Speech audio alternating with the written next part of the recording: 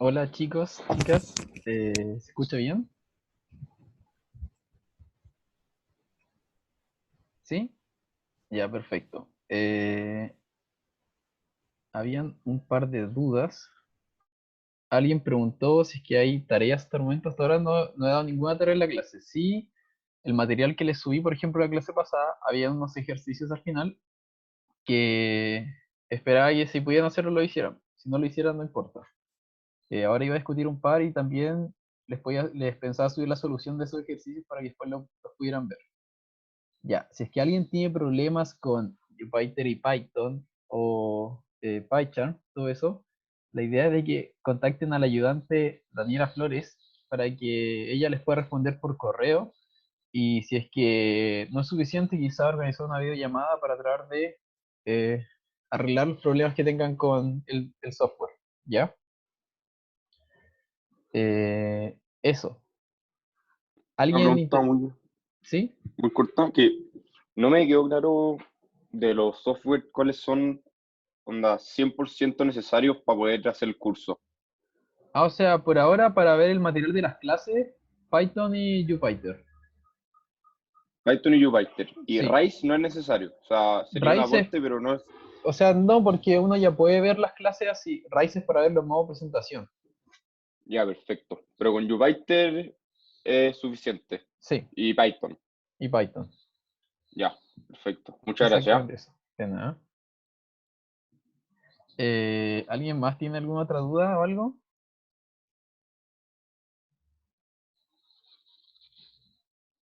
Sí, Nicolás Gabor, puedes desmutearte si quieres o escribir ahí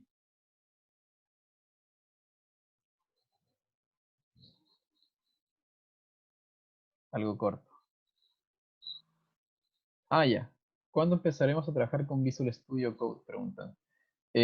Pueden hacerlo desde ya. O sea, Visual Studio Code es simplemente un editor de texto para poder programar ahí. Por ejemplo, los ejercicios que les subí la clase pasada, podían probarlos ahí o ejecutarlos en la celda que estaban, eh, en la celda que estaban en el Jupyter.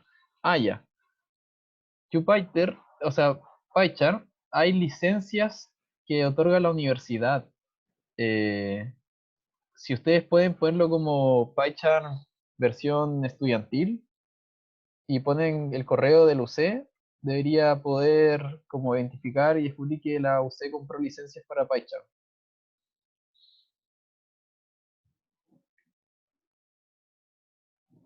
Si es que lo instalan, pueden poner ahí como licencia estudiantil o algo así, como versión estudiantil. Eh, no, no, o sea, alguien pregunta si es que no puedo usar estos programas en esta clase, no va a poder hacer nada. No, o sea, mm, la idea es que me sigan con la clase porque yo voy a ir mostrando el código y ejecutándolo ahí mismo. Pero por eso, pues, si es que todavía no puedes ejecutar Python y todo eso, la idea es de que le envíes un correo a Daniela, la ayudante, este es el correo.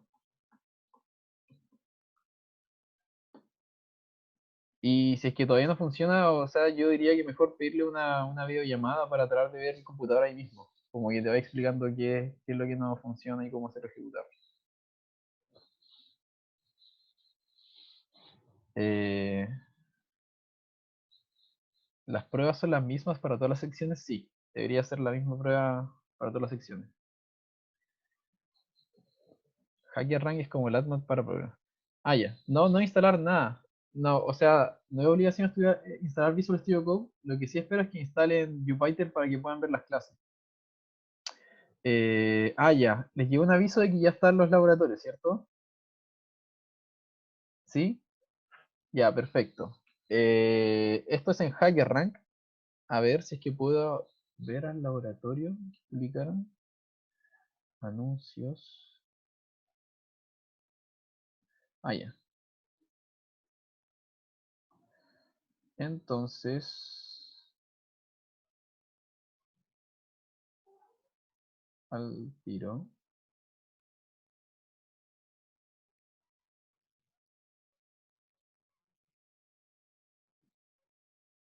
Ya. Voy a compartir.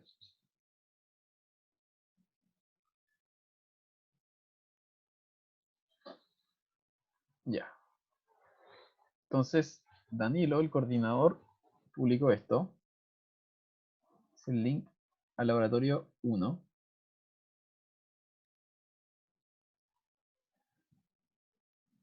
En esta página que se llama HackerRank. A ver, voy a poner mi cuenta. Ya, entonces, usted se crea la cuenta deberían creárselas como eh, dijo como les dijo el correo, creo. O sea, en el anuncio, creo que había puesto como de seguir este formato. Mm,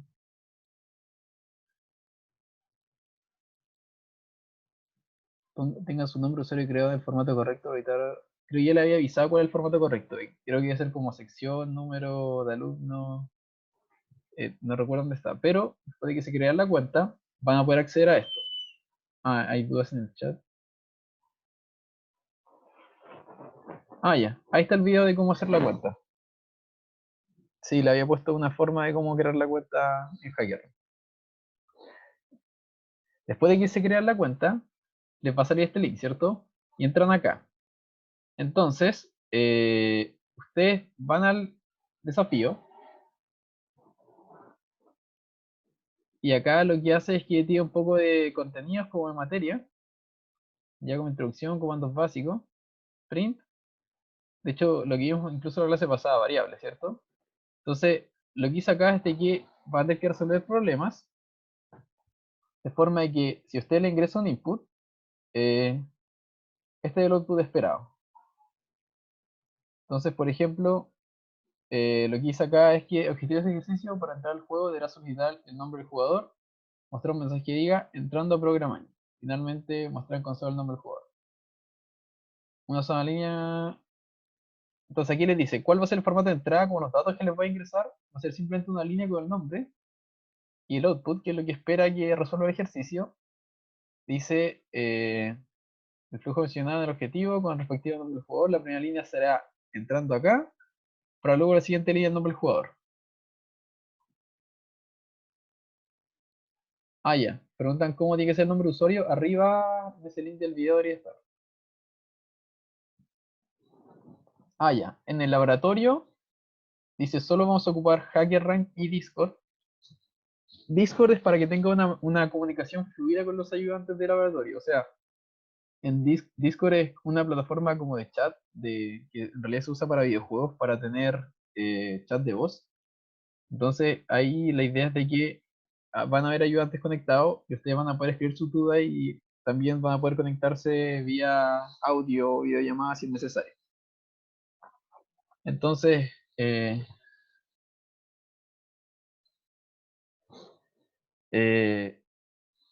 si necesitas, alguien pregunta, se supone que sin Python no se puede abrir Jupyter, que no entendí cómo confirmar que Python se instaló bien.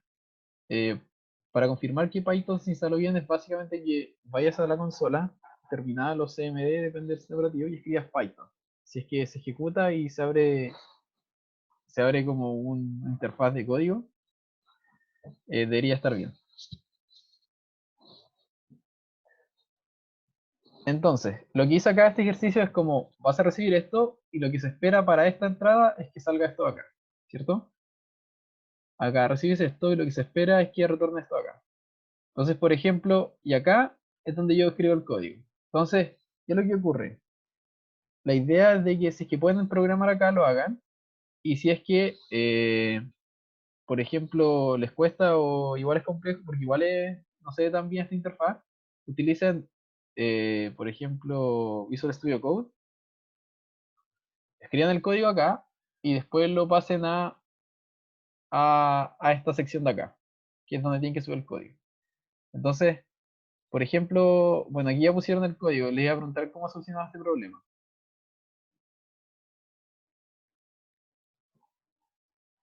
¿Qué habría que hacer, cierto? Si es que yo recibo esto, debería almacenarlo y después imprimirlo, ¿cierto? Entonces, ¿cómo almaceno una entrada de alguien que ingrese? Con input, ¿cierto? Que ahí decía. Entonces, ¿qué debería hacer acá? Bueno, aquí pusieron nombre es igual a input, ¿cierto? Esto lo que hace es que si es que alguien escribe algo, se va a almacenar acá. Luego, un print de entrando al mundo de Programangi, ¿cierto?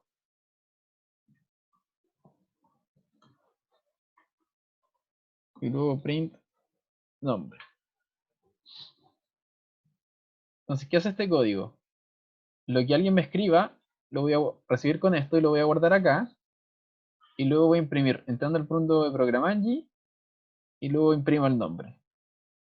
Entonces yo puedo poner acá,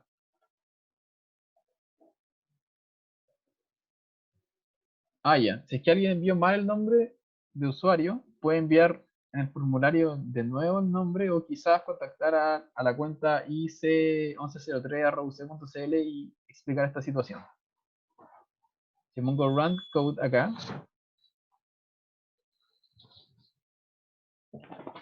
esto dice que pasó los casos de prueba. Por ejemplo, cuando le pasaron a Antonio, mi código hizo esto y esto era lo que se esperaba. Cuando me pasaron Filomena también. Y cuando me pasaron esto acá, también. Entonces salen estos tickets, significa que pasó el caso. Y si es que esto en general pasa y que pasa todos estos casos, yo puedo decir submit y ver los otros casos de prueba que están acá, que hay casos ocultos. Entonces, como pasé todos los casos, este ejercicio ya lo tengo resuelto. Y eso es lo que tienen que hacer con todos los otros ejercicios. Sí, la idea es que si hacen todos los desafíos, tienen un 7 en el laboratorio. La próxima clase les voy a dar más información cómo voy a hacer el sistema de puntaje de los laboratorios para evaluar las notas. Cuando uno quiera puede hacer los laboratorios. O sea, van a estar, o sea, la idea es que lo hagan durante esta semana. Va a estar todo este ejercicio publicado y tienen que hacerlos durante la semana.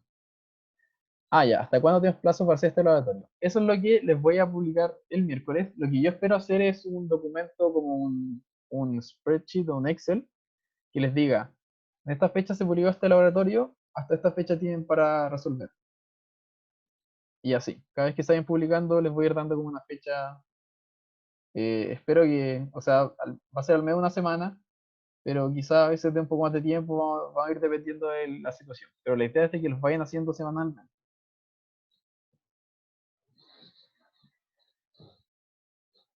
Entonces, ya. Si tienen más dudas de esto, les recomiendo, o sea, seguir las instrucciones que les dieron y si algo no les funciona, escribirle a IC 1103 el link se está publicado en este anuncio. Si se estimaba, les junto el link del laboratorio 1. Y está acá, le hacen clic. ¿Qué se hace el jueves en clases entonces? Eh, ¿El jueves? O sea, en el horario del laboratorio creo que se pueden conectar a Discord. Y ahí van a haber ayudantes conectados para poder hablar con ellos. Pero el laboratorio lo pueden hacer en cualquier momento. No es necesario hacerlo en ese instante. Solo si es que aún no lo pueden resolver y tienen dudas, la idea es de que en ese horario va a haber gente para tratar de ayudar. Ya, genial. Entonces, ya, esto es lo que les decía. La clase pasada al final, yo les subí la clase con ejercicios. ¿Alguien los pudo hacer? ¿Alguien trató de hacerlo? ¿Sí? ¿No? ¿Alguien ni siquiera los vio? ¿F? Oye, ya. Estaban en la clase, en la última clase, en la 3. Yo les subí esto, ¿cierto? Que esta fue la clase pasada. Y al final yo puse actividades. Y lo que alcanzamos a hacer fue calcular la nota del promedio, ¿cierto? Era, por ejemplo, alguien podía guardar sus notas en variables y después hacer la fórmula del cálculo, y después uno podía hacer nota final y una nota.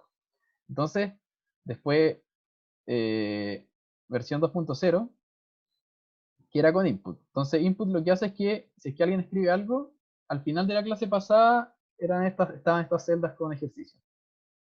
Y se las subí cuando terminó la clase.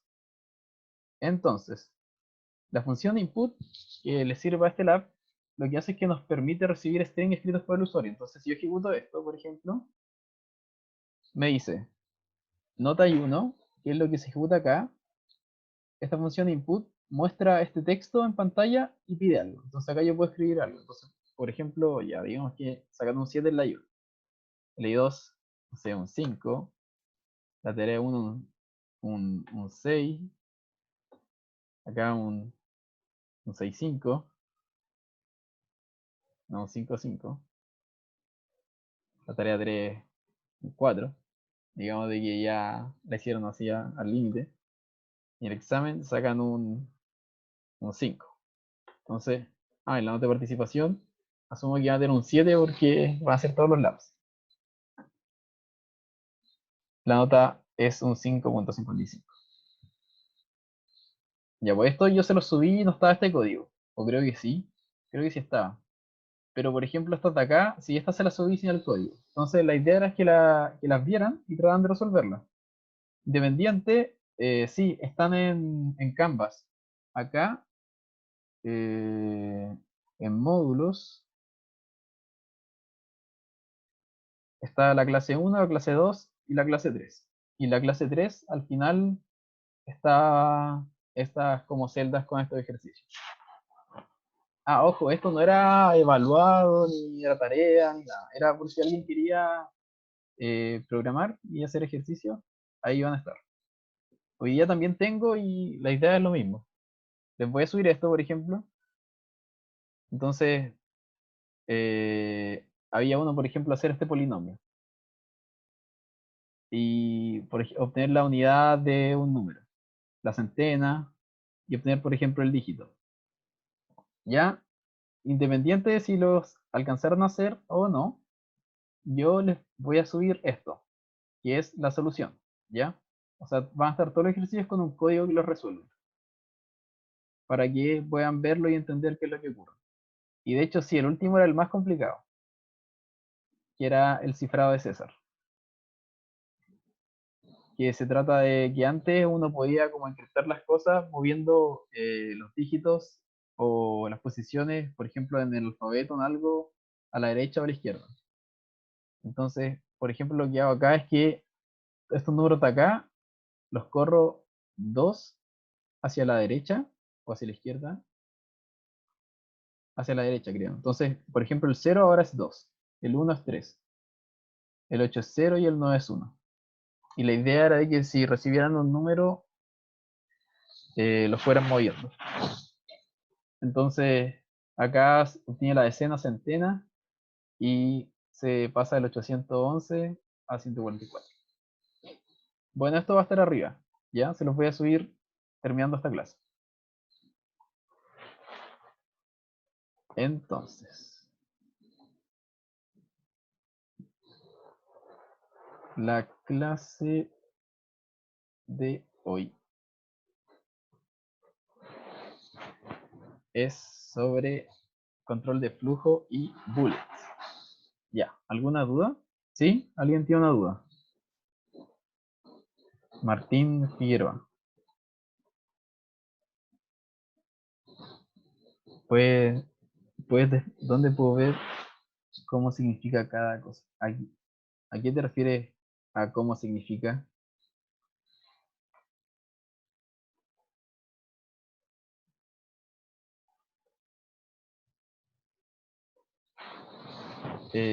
Como input,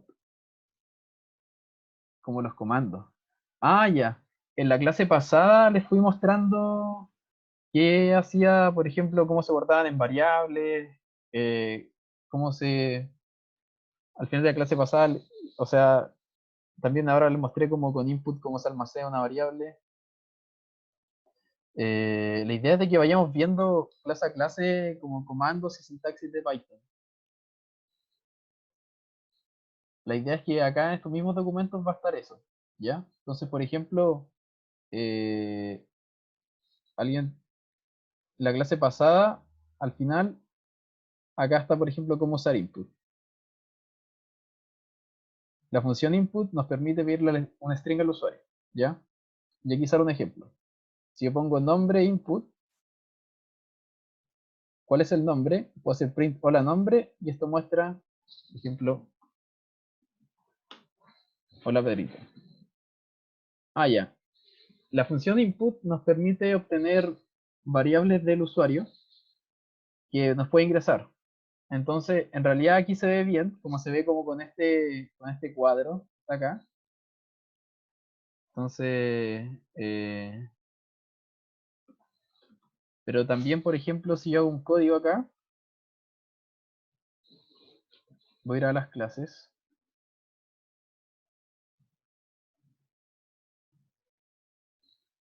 Eh,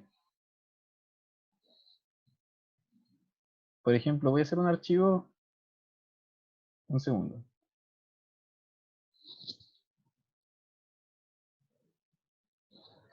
Ya, voy a compartirles pantalla.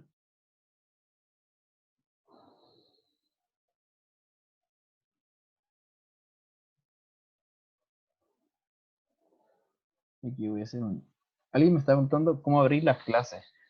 Hay un tutorial arriba de Python y Jupyter para mostrar cómo abrir, o sea, las clases con Jupyter. La idea es que yo les voy a subir archivos zip, ustedes los descomprimen y usen Jupyter para verlos. Si tienen mayores problemas, todavía hay gente que los tiene. La idea es de que contacten a Daniela Flores. Ya, entonces, eh, acá se ve que estoy en la carpeta de la clase 4, ¿ya? Yo acá puedo abrir un editor de texto, un Visual Studio Code, ¿cierto? Entonces, yo acá puedo hacer un nuevo archivo, new file, que va a ser un archivo de texto. Entonces acá, por ejemplo, puedo poner exactamente este código.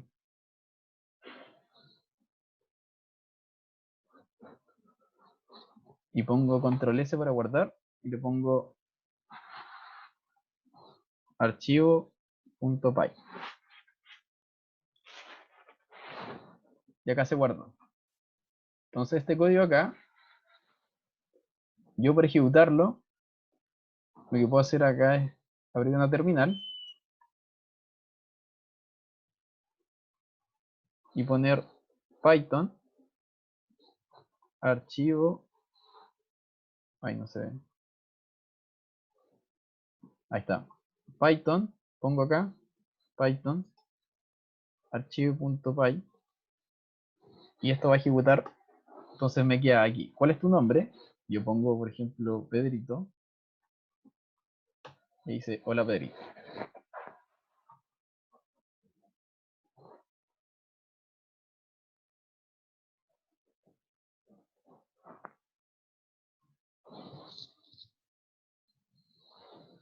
Ah, ya. ¿Qué es una terminal? Eso lo vimos en la clase pasada, y creo que la antepasada también. Es básicamente la consola de comando. Antes no existía formas de navegar entre los archivos, entonces lo que se hacía es que todo se hacía por línea de comando, que era esto de acá. En Mac se llama terminal, en Windows se llama CMD. Entonces uno puede ir navegando entre... Se fijan que acá dice user, Vicente, escritorio, curso. Estoy en esta carpeta. Y lo que estoy haciendo en vez de hacer doble clic en los archivos para abrirlo, estoy ejecutando comandos para abrirlo. Entonces en la clase pasada también les mostré que, por ejemplo, yo acá puedo abrir un nuevo, por ejemplo, o puedo abrir esto acá, archivo.py con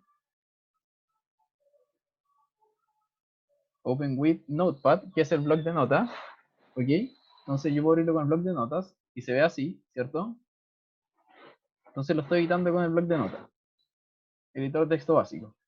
O yo puedo acá, por ejemplo, decir Notepad Le digo al editor de notas, abre este archivo. Y si yo ejecuto este comando, es lo mismo. Abro el editor de notas con este archivo de acá. La única diferencia es que no hay interfaz gráfica. Entonces con Python se hace igual. Ah, ya, el punto .py, cierto que cada archivo tiene, por ejemplo, un punto .txt, punto .mp3, punto .jpg, y estos son punto .py. La idea de que tengan una extensión, eso al final se llama extensión, es una forma de indicarle al sistema operativo con qué programa debería abrir este archivo. Entonces, cuando los archivos son .py, el sistema sabe de que probablemente debe abrirlos con Python. Entonces, si es que hay un archivo que es .txt, probablemente se debe abrir con el bloc de notas.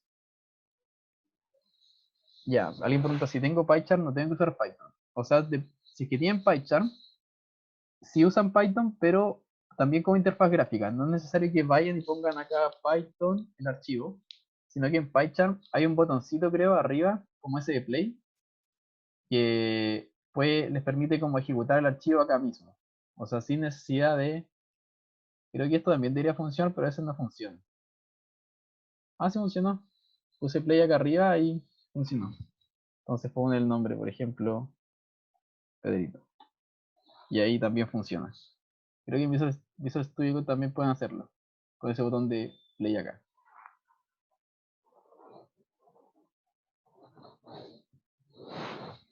Eso. Ya. Entonces, ¿cómo puedo limpiarlo de abajo? Esto acá en la consola es con clear. La otra consola también debería ser clear. En Visual Studio Code. Asumo que también acá es clear. Sí. El comando clear limpia como la terminal de cómo se ve. Ya, pero hay que seguir con la clase. Ok.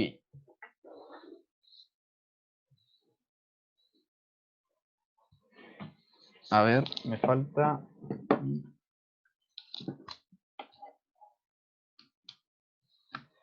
Entonces, les voy a subir la solución a los ejercicios de la clase pasada para los que no los logran hacer, los puedan resolver, o sea, los puedan ver y ver la solución.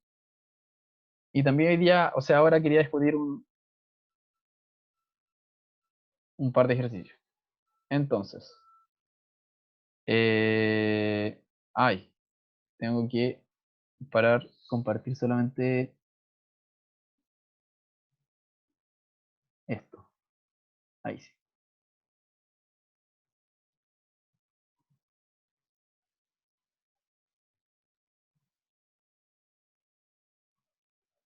Entonces, eh, ya, varias preguntan cómo descomprimir los archivos desde el computador y cómo abro las clases desde Canvas. La idea es de que en Canvas descarguen la clase, que hace un archivo comprimido, y luego lo descompriman. Puede ser con WinRAR, WinZip, o en Mac creo que el comando unzip, o incluso le pueden hacer doble clic y se descomprime.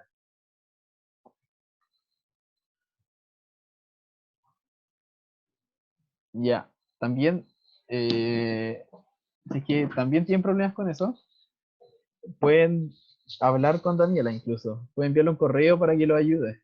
La idea es que Daniela lo ayude a resolver todos estos problemas. ¿Ya? Esta clase todavía no está subida. Eh, por eso, Alicia, eh, espero, trata de enviarle un correo a Daniela para que lo puedas ver con ella y que te pueda solucionar. O sea, si es que no lo puedes hacer tú, quizá una videollamada para que pueda ayudarte a descomprimir el archivo y te enseñe cómo hacerlo.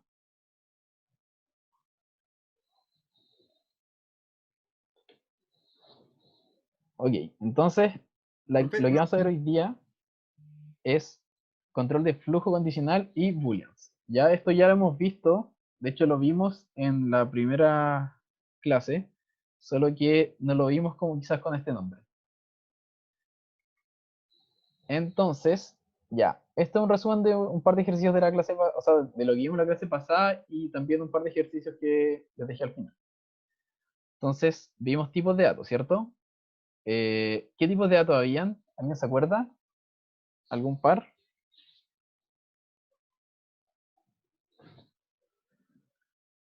¿Ya qué Float, tipo?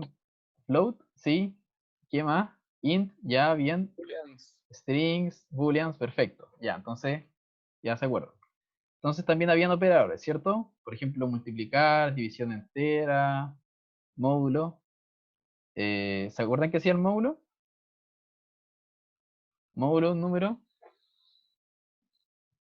El resto, eso mismo, ¿cierto? Si yo divido, por ejemplo, 5 dividido 3, cabe una vez y me sobran dos unidades, entonces 5 módulo 3 son estas dos unidades, es el resto. También vimos variables, ¿cierto? Y uno puede almacenar datos en asignarle un valor, ¿cierto? Un nombre, y después usar esta variable que dejo ahí con ese dato almacenado en las siguientes líneas de código sin necesidad de reescribirlo cada vez. Ya, y casting. ¿Se acuerdan qué era el casting? ¿No? Ya, era cuando yo trataba de transformar un número de una variable a otra, ¿cierto? Entonces yo podía pasar un float a un int, o un string a int, ¿cierto? O un int a string. Eso era de int a bool, ¿cierto? Eso lo vimos en un momento. Eh, no, no, o sea, no es necesario tener la clase abierta ahora. Es cosa que me sigan y esto se los voy a subir porque todavía no les subo esta clase. Denme un segundo.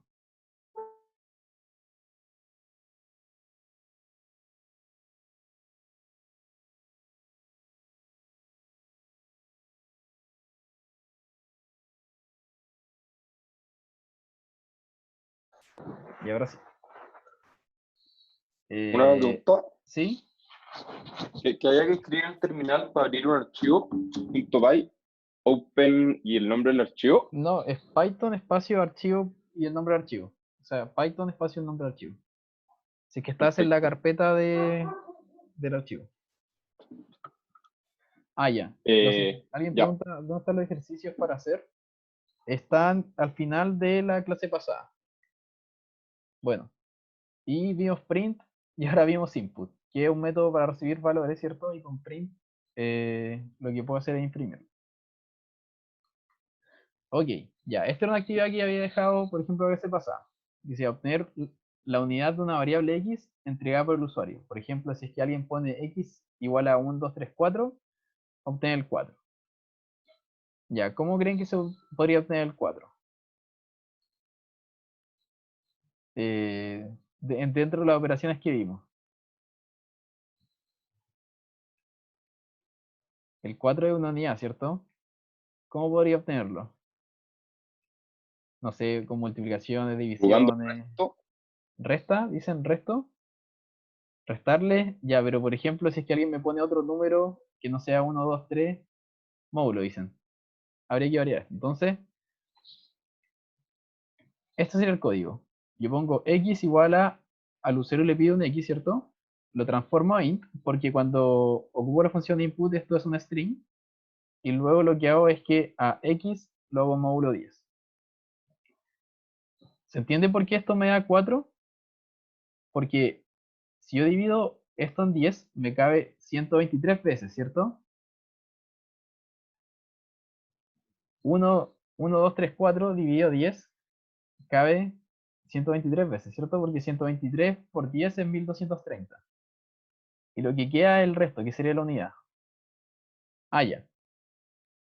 X, lo que hago es que creo una variable X, ¿cierto? Y se la asigno esto acá. Y lo que está acá es la función input, ¿ya? La función input lo que hace es que muestra un string en la pantalla. Ya, eso voy a explicar. La función input muestra un string que es lo que yo pongo acá y le permite al usuario escribir algo en la consola. Y esto que escribe se almacena acá, como string. Entonces, por ejemplo, si yo hiciera esto, bueno, ahora sí va a funcionar. Si pongo 1, 2, 3, 4, esto hace eso. Pero si yo ejecutara este código de esta forma, ¿quieren qué va a pasar? Si yo pongo 1, 2, 3, 4. Simplemente pido el input al usuario y lo almaceno en X.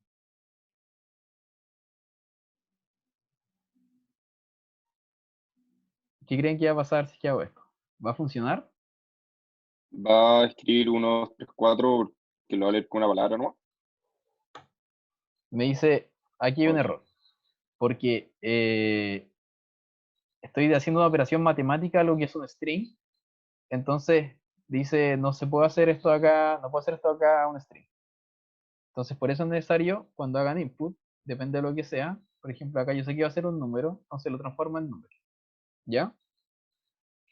Luego, este número que tengo acá, como le hago módulo 10, va a tratar de ver cuántas veces cabe el 10 en este número y lo que sobra lo voy a entregar.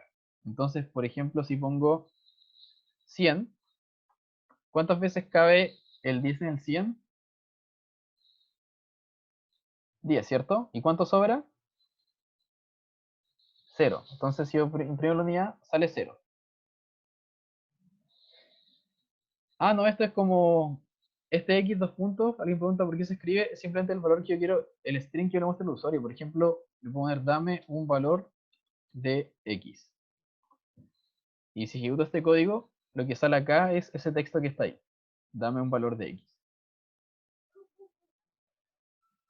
Entonces, por ejemplo, si yo pongo 123, ¿cuántas veces cabe el 10 en el 123?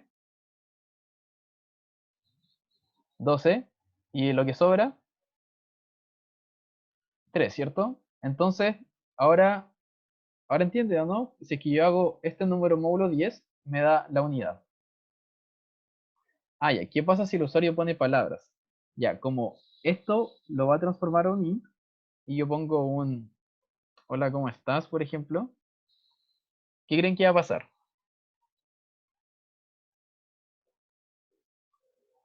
Error, bug, explota. Sí, por ahí va. Tiro esto y dice 3. No se puede transformar algo que sea un string a un entero. Dice, no puedo transformar esto acá a un número. Entonces da un error. Entonces hay que tener ojo con estas cosas. Uno puede de alguna forma verificar de que el usuario ponga cosas correctas, pero idealmente tienen que esperar a que el usuario no los va como a trolear o no va a hacer cosas indebidas. Por ejemplo, eh, la idea es de que acá pongan, o sea, si es que es un número entero, se espera que el usuario haga eso. Que no ponga hola, sino que ponga un 200, por ejemplo.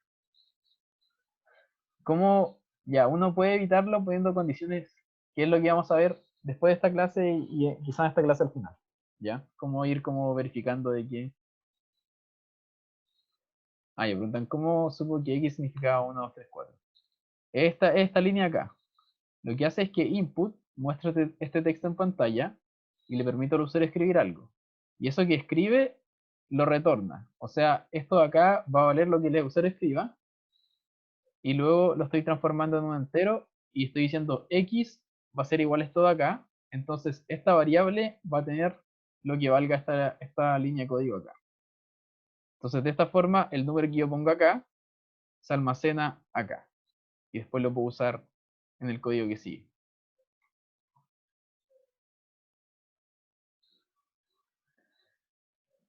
Entonces, bueno, veamos el otro ejercicio. Como tengo la centena de una variable, por ejemplo, si este es 1, 2, 3, 4, necesito el 2, ¿cierto? ¿Cómo puedo obtener la centena? Bueno, acá está el código. ¿Qué es lo que hago? Aquí de nuevo lo mismo. Por ejemplo, dame un X. Almaceno acá. Hago división entera en 100, ¿cierto? Entonces, esto lo que va a hacer es cuántas veces cabe el 100 en este número. Entonces, si es 100, 1234, ¿cuántas veces cabe, por ejemplo, acá? 1200. ¿Cuántas veces cabe el 100 en 1200?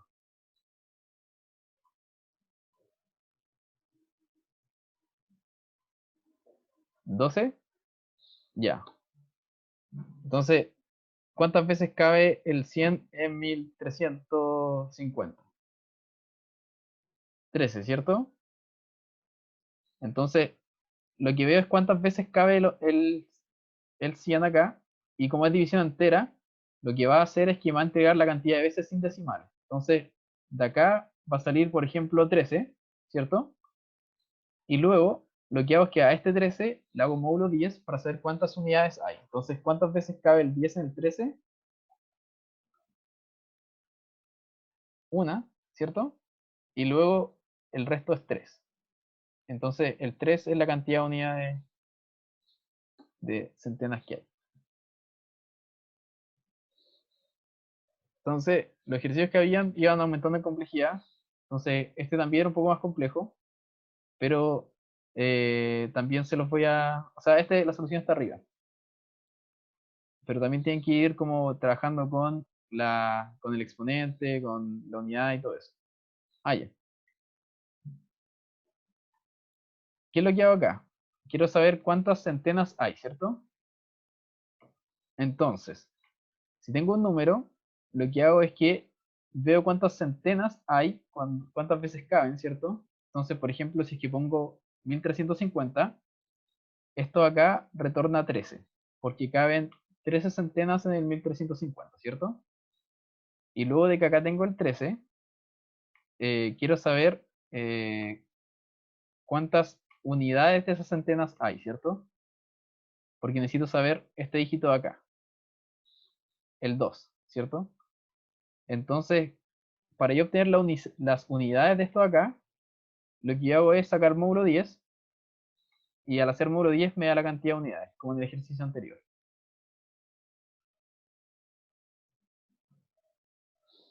Entonces, por ejemplo, si yo pongo acá 1002, ¿cuántas centenas caben en 12.300?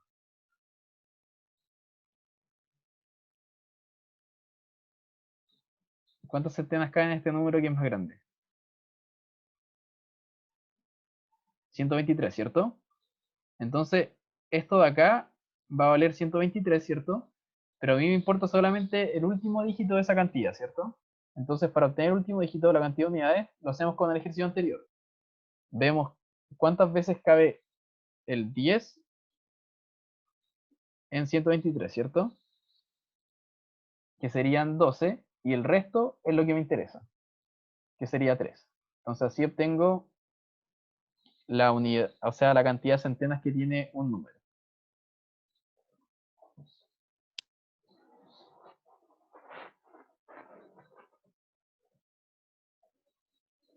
¿Sí? Si es que aún tienen dudas, les recomiendo ir ejecutando este código después. Les va a estar arriba y lo pueden ver, y pueden ir viendo, por ejemplo, almacenar esto en otro valor, en otra variable, y ir probando. Ya este era un ejercicio más complicado, pero la idea es que también lo puedan ver. Y si tienen dudas, lo podemos ver también en la siguiente clase. Pero son formas de practicar, como el código y todo esto acá, como para que puedan ir probando y viendo qué se puede hacer, por ejemplo, y cómo hacerlo. Entonces, pasando a control de flujo, que es lo que tenemos que ver ahora, esto ya lo hemos visto, de hecho, y lo vieron en el laberinto que hicimos la primera clase, ¿ya? Básicamente, hay instrucciones condicionales, ¿cierto? O sea, yo quiero hacer algo. Si es que, alguien pregunta para qué era el gato, es para los comentarios, para código que no se ejecuta y que simplemente es un texto que podemos ver. Entonces, uno en la vida toma decisiones, ¿cierto? En base a condiciones. Si es que pasa esto, por ejemplo, si es que hace mucho frío, yo me abrigo, ¿cierto? Si de hecho es if, else, if, ahí lo vamos viendo. Ahí lo vamos a ver un poco más adelante. Entonces, si es que, por ejemplo, hace frío, yo me abrigo.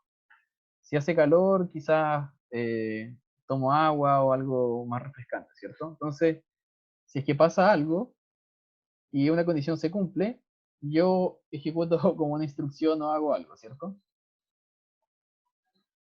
como dice acá, estas instrucciones condicionales permiten ejecutar una más instrucciones solamente si se cumple la condición.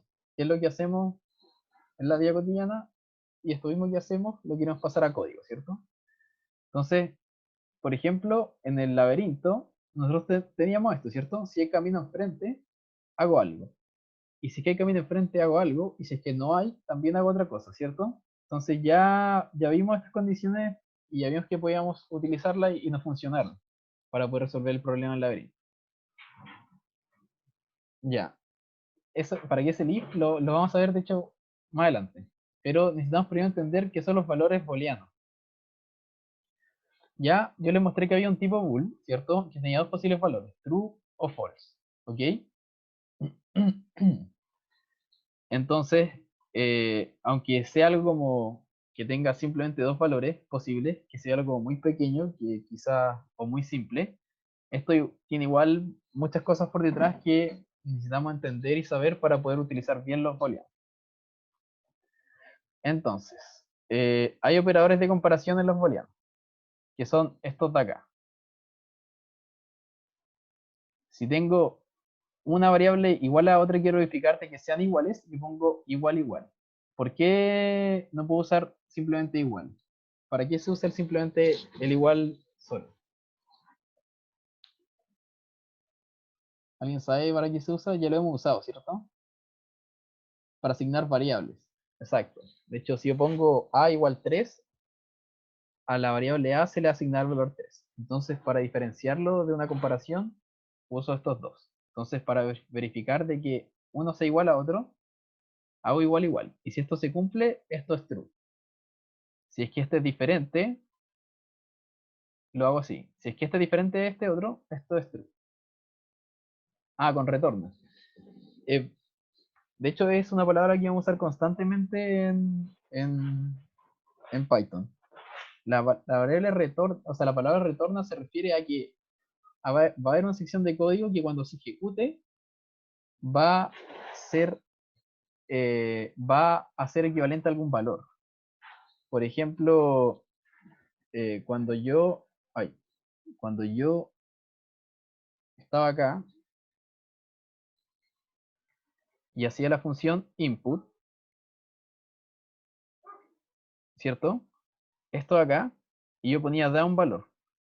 Esta sección de código acá va a retornar el valor que yo le ingreso acá. Entonces, si yo pongo acá 200, esto de acá, este 200, se va a ejecutar en esta línea acá y se va a almacenar. Entonces, esto de acá va a retornar 200 como string. Y si es que le pongo un int, esto de acá va a retornar 200 como int y esto se va a almacenar acá. Con el retorno me refiero a que cuando se ejecute esta sección de código, el valor que va a retornar o que va a ser asignado a esa sección es el retorno.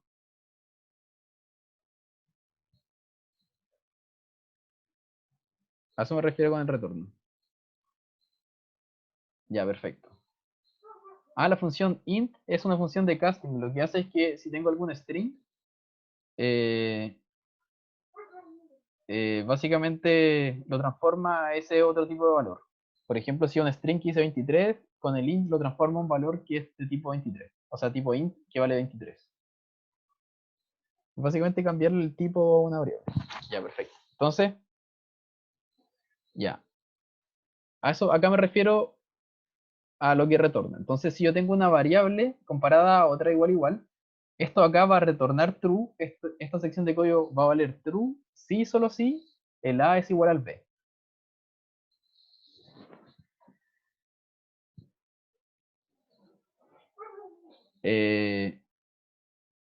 Acá va a retornar esto true, si solo si el a es distinto de b. Aquí si es que el a es menor que b, si es que el a es menor o igual, si es que el a es mayor o igual, o si es que el a es mayor. Es básicamente comparando si es que son iguales, si es que son diferentes, o si es que uno es mayor que otro. Eh, Alguien pregunta por qué puse input en vez de solo int, si necesitaba un número. Porque con la función input yo puedo recibir algo que escribe el usuario. La función int simplemente transforma una variable de un valor a otro tipo, de un tipo a otro. necesito el input para poder recibir lo que está escribiendo el usuario. Y luego eso lo transformo a un número con int. Ya, entonces, por ejemplo, veámoslo con números. Ah, pucha, ya lo ejecuté. Entonces, esto de acá, 5 igual 5, si lo ejecuto, retorna true. Ah, me faltó un segundo.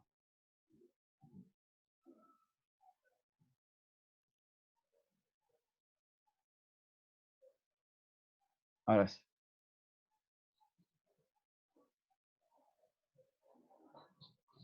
Y entonces, si ejecuto esto de acá, 5 es igual a 5, sí, ¿cierto? 5 es igual a 4, si ejecuto esto dice false, ¿cierto? Básicamente, esto de acá retorna true, ¿cierto? Ah, voy a también a las celdas, los voy a limpiar para que vayan ejecutando al momento.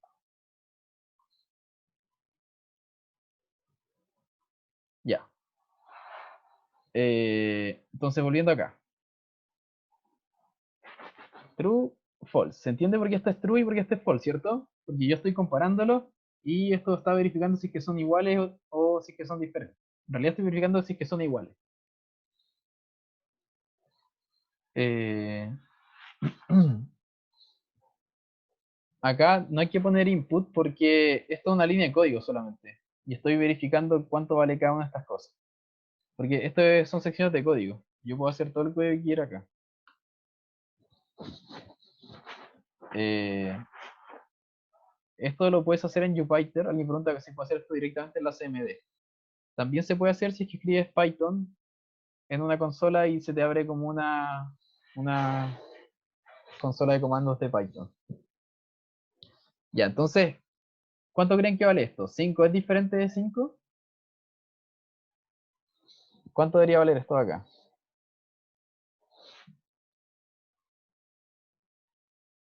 ¿False? F.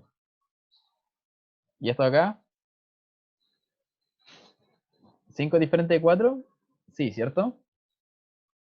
Perfecto. Entonces, y acá es lo mismo, ¿cierto? False. Esto es true porque 5 es menor o igual a 5, ¿cierto? 5 no es mayor que 5, pero 5 sí es mayor que 4. ¿Ya se entiende? Yo estoy obteniendo valores booleanos, pero en base a operadores. Estoy comparando cosas y en base a la comparación yo obtengo alguna variable, algún valor de esta comparación, que puede ser false, true, dependiendo del caso. Entonces, por ejemplo, con texto. Se puede hacer, eso es lo que voy a mostrar ahora, se puede hacer con números, con texto, con casi todos los tipos de objetos de Python. Entonces, por ejemplo, si hay una variable que sea igual a hola, yo puedo hacer esto. A es igual a hola. ¿Qué creen? ¿Cuánto daría esto? ¿True o false?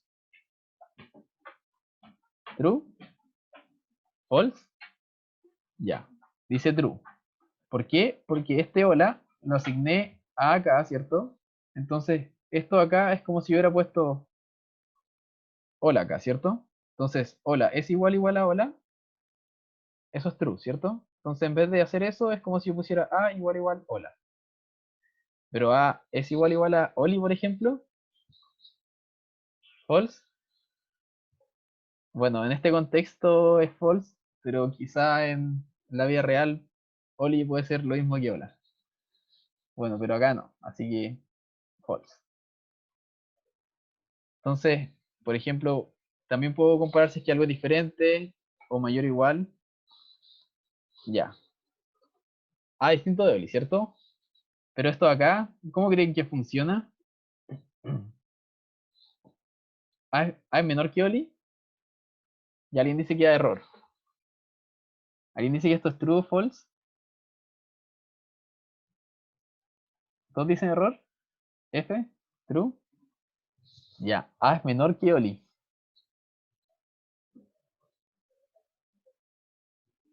Ah, acá en esta celda es poner, para ejecutar esta celda hay que poner Shift Enter o Control Enter. Ya, A es mayor que Oli, no, false, ya. Aquí hay algo que está pasando. ¿Por qué creen que esto es true o false? Ya, alguien dice por abecedario. De hecho, esa es la respuesta. Lo que se hace es que se va viendo por abecedario. ¿Cuál es mayor a la otra? Se va comparando carácter a carácter, cuál está antes en la posición. No, no es por cantidad de letras, sino que, entonces, por ejemplo, hola, ¿es mayor a Oli? ¿Qué creen? Porque A, la H, la O y la L están en la misma posición, pero el A está antes de la I, ¿sí? Entonces no es mayor, po. Pero si yo pusiera Olu, ¿sería mayor? Ahí es true. ¿Se ve? Se va comparando carácter a carácter y se va, sí, es por abecedario. Entonces, se va viendo cuál está más adelante en el abecedario y esa es mayor. Entonces, la U, como viene después de la I, no se va comparando desde el primero. Entonces, por ejemplo, si es que hago esto, la O es mayor a la H, la O es mayor a la H o no, ¿sí? Entonces esto es true. Aunque yo ponga acá Oli, de hecho con esto ya le gané, porque la O es mayor a este carácter de acá. Y ahí deja de comparar. Ah, ya, creo que eso está en otra posición. Si uno parte con mayúscula, las mayúsculas en el computador están antes que las minúsculas. Entonces son menores.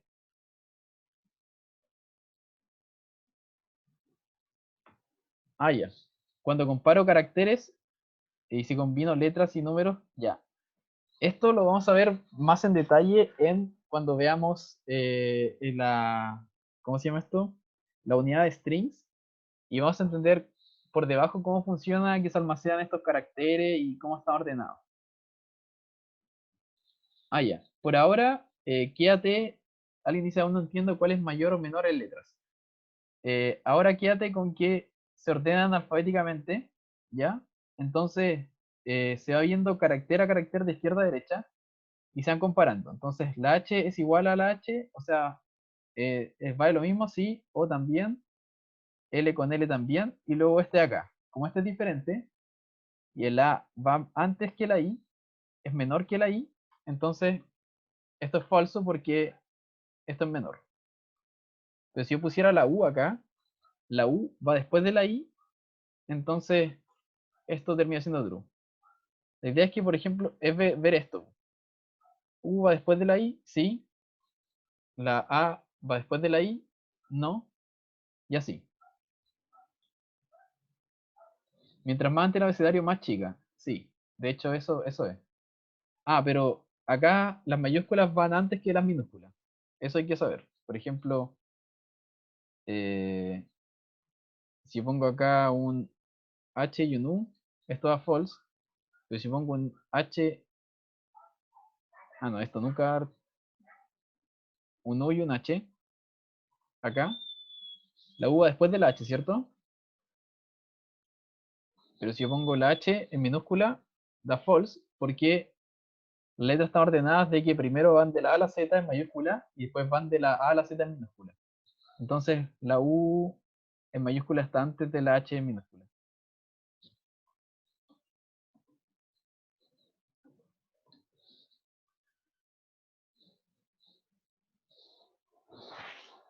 Eh, ya, los números creo que van después.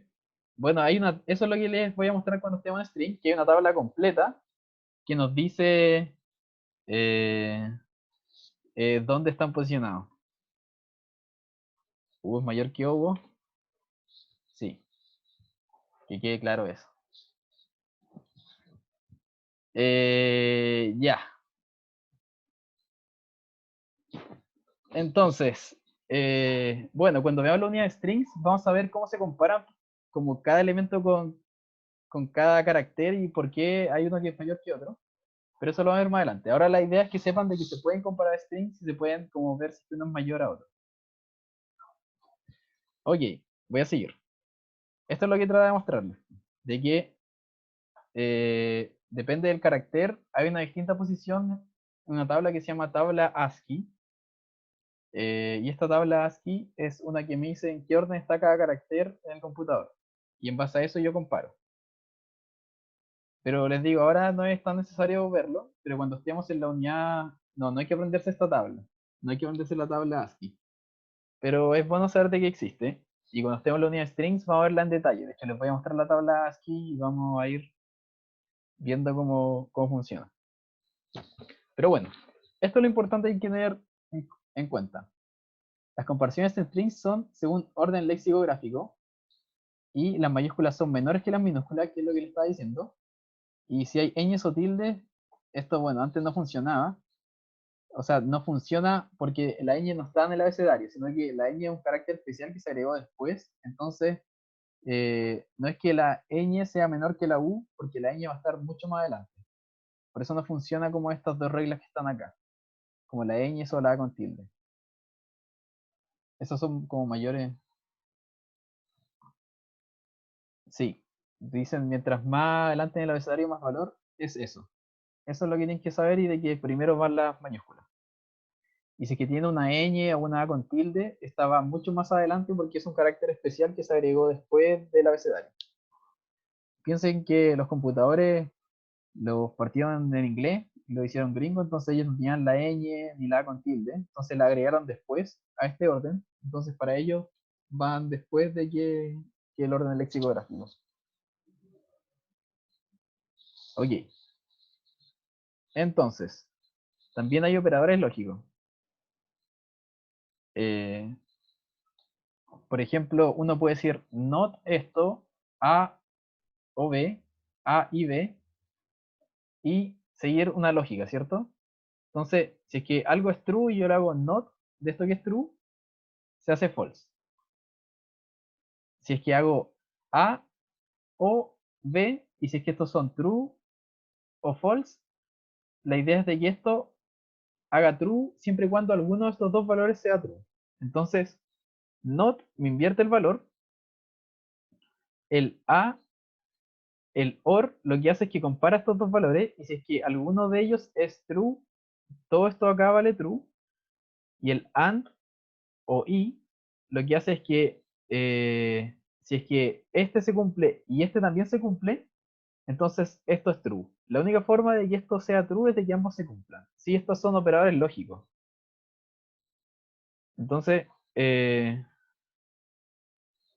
la idea de esto es como ahora trabajar con lógica. Aparte de estas variables como booleanas, que es true y false, de alguna forma ir comparándolas e ir viendo cómo puedo trabajar con ellas de forma de que puedan funcionar con operadores. Entonces, esto también lo hacemos en la vida cotidiana. Por ejemplo, si es que quizás está, no sé, soleado y hace calor, yo me voy a echar bloqueador. Entonces necesito que estas dos se cumplan. Por ejemplo, si hace calor y está nublado, no me voy a echar bloqueador, ¿cierto? Porque hay nubes, entonces quizás el sol no me va a quemar. Pero si es que está soleado y eh, y es caluroso, me voy a echar bloqueador. O sea, la idea de que ahora también podemos trabajar con lógica en nuestros operadores, o sea, en nuestras variables booleanas. Entonces, veamos ejemplos para que se entienda más. Entonces, not false, ¿qué sería? ¿Qué es lo que no es falso? Es verdadero, ¿cierto? Y algo que no es verdadero es falso. Bien. Y acá es lo que yo les decía. Entonces, falso o falso es falso, ¿cierto? Falso o verdadero es verdadero. Verdadero o falso es verdadero, porque necesito que o este de acá sean verdaderos para que esto se cumpla. Y también si es que ambos son verdaderos, entonces esto de acá también es verdad. El AND, lo que tiene que ocurrir es de que ambos tienen que ser verdaderos para que se cumpla. Entonces, falso y falso, ¿cuánto es? Falso, ¿cierto? Falso y verdadero, falso. Verdadero y falso, falso. Y verdadero, ahí sí, ¿cierto? Ya. ¿Se entiende? Es como la lógica que seguimos como en la vida cotidiana. Entonces, ¿cómo verificar cosas? Por ejemplo, le pido al usuario un número del 0 al 9 y imprimo si es que esto es válido o no. Entonces, por ejemplo, damos un número del 0 al 9. Entonces lo que verifico es, número es mayor o igual a 0, entonces esto va a tener un valor. Si es que, por ejemplo, yo ingreso el 5, ¿cuánto va a valer esto acá? ¿5 es mayor o igual a 0? ¿Sí? Ya, ok. ¿Y esto acá? ¿5 es menor o igual a 9?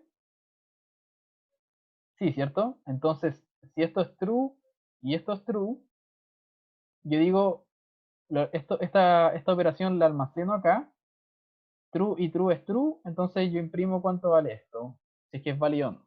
Entonces, 5 es true, ¿cierto? Es un número válido. Pero por ejemplo, si yo pusiera 10, 10 es mayor o igual a 0, ¿cierto? Es cierto que sí, entonces esto sí se cumple. Pero esto acá no se cumple, porque 10 no es menor o igual a 9. Entonces, true y false, ¿cuánto da? False, ¿cierto? Entonces, si imprimo acá, me dice false. Entonces, por ejemplo, esta sería una forma de verificar de que el usuario ingrese un número en un rango esperado. Yo puedo verificar de que el usuario ingrese un número que esté en este rango y almacenar esto almacenar si es que esto se cumple o no. ¿Se entiende?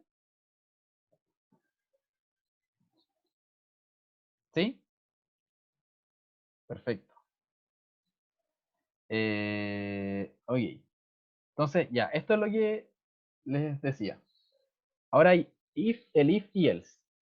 Estas son condiciones que es básicamente como, en base a estas condiciones que puede ver, como verificaciones lógicas o valores de verdad, cómo organizar mi código en base a eso.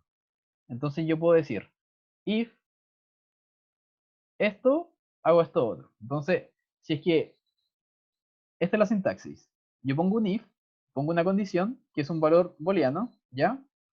Y si es que este valor se cumple, este código que está acá adentro se va a ejecutar. Y el código que no esté dentro de esto acá se va a ejecutar sin necesidad de verificación. Entonces, les voy a mostrar un ejemplo. El mismo caso anterior, ¿cierto? Verifico que el número sea válido, o sea, pido un número, lo almaceno y verifico que cumple estas condiciones. Entonces, si es que el número no es válido, o sea, si es que esto es false, si es que esto fuera false, por ejemplo, el 10, ¿recuerdan que era false? Porque 10 es mayor que 0, pero no es menor que 9. Eh, Alguien pregunta, ¿cuál es la mejor manera de estudiar esta materia? Es programar, o sea, ir haciendo, por ejemplo, al final de esto les voy a dejar un ejercicio y la idea es que lo intenten hacer y ahí van a ir entendiendo esta materia. La mejor forma de ir aprendiendo esto es ir programando y metiendo mano al código. Entonces, como dije, almaceno acá si es válido. Entonces, por ejemplo, el 10 era false, ¿cierto? Porque es mayor que 9. Entonces, si es que acá es false, ¿cuánto es not de false? ¿Cuánto sería not de false? Si algo no es falso, ¿qué es? True, ¿cierto? Verdadero. Entonces, aquí esto se va a cumplir y voy a ingresar esto acá. Error. Ingresaste un número incorrecto. Y se va a imprimir esto acá. Por ejemplo, si yo pusiera un número que es verdadero, por ejemplo el 5, ¿cierto que 5 es mayor que 0 y menor que 9? Entonces, esto va a ser true. Voy a llegar a esta línea de código. Y voy a decir not de esto de acá. Entonces, si es que esto es true y lo hago not, se va a hacer false. Entonces, esto no se va a cumplir y como no se cumple voy a pasar directo a esta línea acá. Entonces, si yo pongo el 10, ¿qué es lo que quiere imprimirse? ¿Gracias o error y gracias?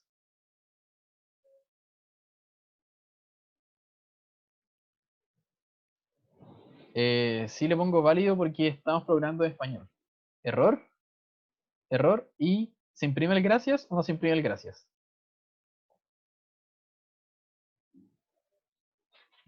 ¿No? ¿Sí? Ya. ¿Se fijan que el código que está dentro del if es esto de acá? Esto está sujeto a esta condición. Todo lo que sigue no está sujeto a ninguna condición, así que siempre se ejecuta.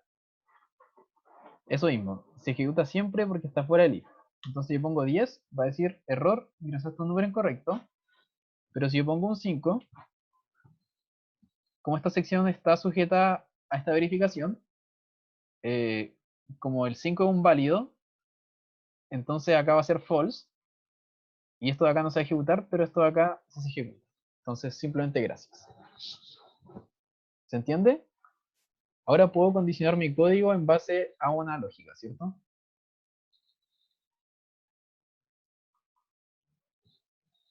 Ah, ya. Y una observación, puede no ser necesario guardar esto. Yo estoy guardando esto acá, ¿cierto? Yo les recomiendo siempre ir guardando esto acá. Ah, ya. Se puede agregar otra condición para que no diga gracias cuando es falso. Eso es lo que vamos a ver con el if. ¿Ya? Entonces, if, véanlo como en el laberinto cuando había hay camino enfrente. Entonces, si es que esto ocurría, yo hacía algo. Pero recuerden que había uno, si hay algo enfrente, hacía algo. Y si no, hacía otra cosa, ¿cierto? Bueno, esto acá es simplemente para que vean de que puedo guardar el número y poner la condición completa acá, que sería not de esto de aquí, y termina siendo lo mismo que lo de arriba.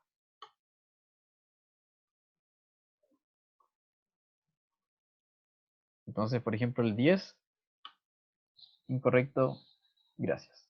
¿Se fijan? Esta misma verificación de acá, y está dentro de este not en este paréntesis, ¿cierto? Entonces, lo que está acá dentro es esto de acá, que es básicamente lo que almacena en válido. Ah, ya. El AND es necesario porque necesito verificar estas dos condiciones. Y si es que estas dos se cumplen, todo esto acá tiene un valor, que sería true o false, dependiendo de si es que estas dos se cumplen. Hay alguien pregunta en qué lenguaje de programación está escrito Google. La verdad es que no tengo idea, pero probablemente sea C o su propio lenguaje. Uno puede poner. Ah, sí, se puede. Lo de acá arriba es equivalente a lo de acá abajo. Alguien pregunta, ¿se puede poner not válido? Y sí, o sea, aquí lo hice con válido y puse not válido. De hecho, nos da el código mucho más ordenado. Pero acá también pueden simplemente no usar esa variable y poner directamente acá la comparación. Bueno, entonces, eh, ya, pues, esto es lo que decía también alguien. Pensándolo más sencillamente, no nos gustaría dar las gracias a alguien que ingresó malos números, ¿cierto? Entonces, ¿cómo podríamos no darle la gracia a alguien que ingresó malos números? Con else, ¿ya? ¿Qué es lo que hace else? Si yo pongo un if, se va a ejecutar un bloque, ¿cierto? En base a esa condición. Y el else lo que va a hacer es de que si es que esto de arriba no se cumplió, yo voy a ejecutar lo siguiente, ¿ya? Entonces, voy a verificar lo que dicen los ifs, y si es que esto no se cumplió, voy a hacer lo que, o sea, lo que sigue acá. Entonces, ahora tengo dos bloques. El primer bloque es en base a una condición, y si es que este bloque acá no se cumplió, voy a ejecutar este de acá. Entonces, veámoslo acá. Tengo el número, ¿cierto? Lo almaceno. Y ahora verifico. Si es que es un número válido, ¿cierto? Esto es lo mismo que hacer esto acá. Válido igual a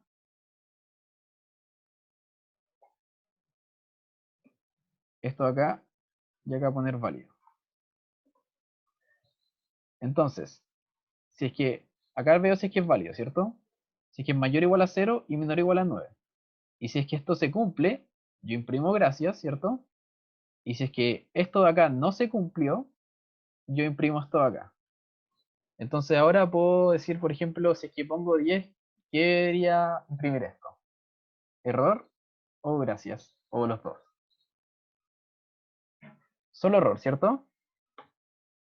Y si es que ahora yo pongo 5, por ejemplo, ¿qué debería imprimir? gracias, ¿cierto? Ahora solo imprime gracias sin el error.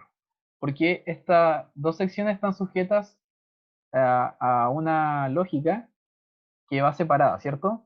Nunca va a ocurrir de que esto y esto se ejecuten juntos, porque si es que se cumple esto acá, se ejecuta esto y de acá hacia abajo nos saltamos todo esto, pero si es que esto de acá no se cumple, entonces no ejecuto esto, pero ejecuto esto de acá. ¿Se entiende? Esto es lo mismo que cuando vimos en los caminos de si hay camino enfrente, hago algo, eso sería el if, y if else es como cuando ustedes pusieron si hay camino enfrente hago esto, y si no, hago esto otro. ¿Se entiende? ¿Sí? ¿Sí? Ya. Bueno, acá tenía la actividad de que eh, la idea era calcular el promedio, pero ir verificando si es que pasaron. Entonces, eh, acá lo que hago el mismo código antes de irlo pasando al promedio, hacer el cálculo de la nota y ahora verificar si es que la nota de tareas y la nota de evaluaciones escritas, que son las pruebas y tareas, es mayor o igual a 4, entro esto acá. Y si es que la nota final es mayor a 3,95, pasas. Y si es que no, super S. F. Y si es que tampoco se cumple hasta acá, mega F de valiste. Bueno, eh, entonces pongamos notas, ¿por cierto? Ya, ¿qué nota creen que sacan en la I1? Ah, ya, sí, con esto termino, de hecho. Un 1, ya. El la I2, un 2, ya. Del examen, ya, alguien puso un 6. Eh, ya acá alguien un 7, un 3, un 5, 7 dicen. Ya en la nota de participación dicen un 3. ¿Qué nota? Ah, no lo guardé. Ups. Y 1 igual a float. Ahí sí. Ya no. Era un 1, un 2, un 6, un 3. Ya llegamos un 2. Ya digamos que estoy un 4 acá. Mega F vale. Bueno, tenía más ejercicios, pero los vamos a ver al principio de la siguiente clase y también se los voy a dejar para que los puedan hacer ustedes si es que eh, no, creo que este era el ejercicio. No, creo que para esto no tengo más. La siguiente clase tengo más ejercicios para ver y de hecho deberíamos ver lo que es él. Ya. Igual voy a retomar la clase siguiente con esto para que lo intentamos bien a fondo cómo se ejecuta. ¿Alguna duda?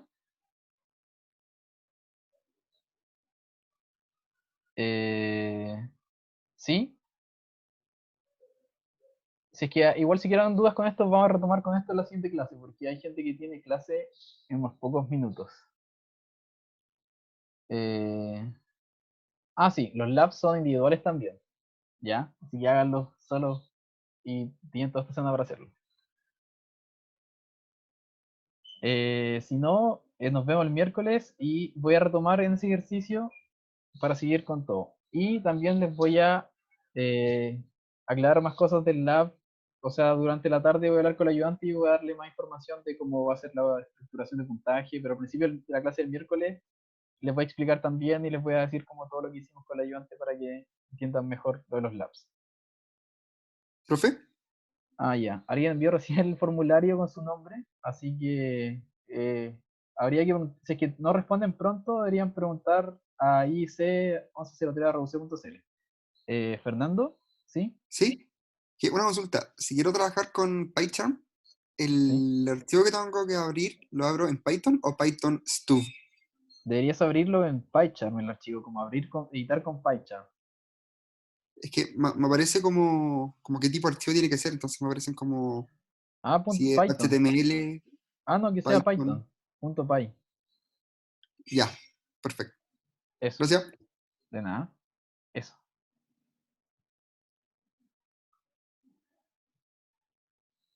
Bueno, eh, si no hay más dudas, sería la clase siguiente.